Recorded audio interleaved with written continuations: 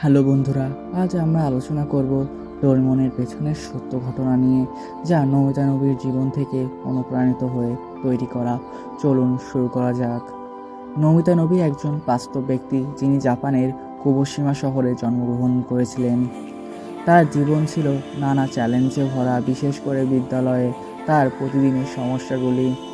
Nobita ছিলেন একজন স্বাভাবিক ছাত্র, কিন্তু তার পড়াশোনায় আগ্রহ কম ছিল। তিনি প্রায় ক্লাসে ব্যর্থ হতেন এবং তার সহপাঠীদের সঙ্গে সম্পর্ক ভালো ছিল না।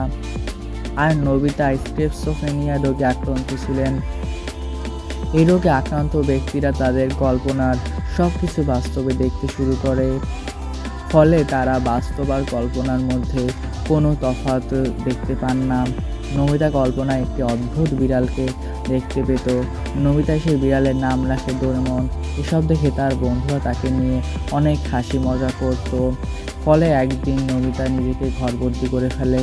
পরে তার বাবা মা তাকে ডাক্তারের কাছে নিয়ে গেলে সে সুস্থ হয়ে যায়।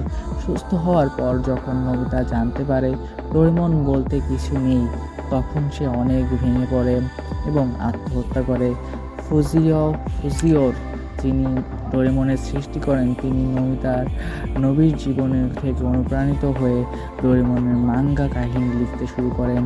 নোবিতা নবীর বাস্তব জীবন এবং ডোরেমনের কাহিনী দুই শিশুদের জন্য শিক্ষা হিসেবে কাজ করে।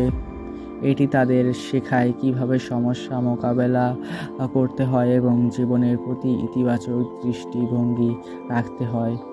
ডোরেমনের পেছনের এই সত্য ঘটনা আমাদের দেখায় কিভাবে বাস্তব জীবনের চ্যালেঞ্জগুলো কাল্পনিক জগতের মাধ্যমে প্রকাশিত হতে পারে।